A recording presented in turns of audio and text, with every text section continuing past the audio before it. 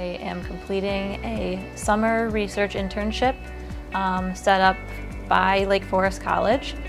It's a partnership between the two schools that sends students over every summer, and we complete a 10-week internship. In terms of the experience, that's something that is essential for graduate school. You know, almost every graduate school is looking for a certain number of hours of laboratory research experience, and the opportunity to get that, and for me over a year now of getting that, is definitely giving me an advantage. At a bigger university, they like to always talk about, oh, undergrad research, undergrad research. It's everywhere.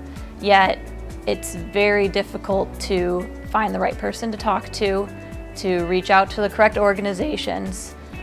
Lake Forest College students are wonderful to work with. Ellen is the third Lake Forest student that I've worked with, and they've all been very competent, very energetic and enthusiastic. A lot of times they've brought sort of their own unique perspectives and their unique skills that have been so helpful in the projects that they're working on.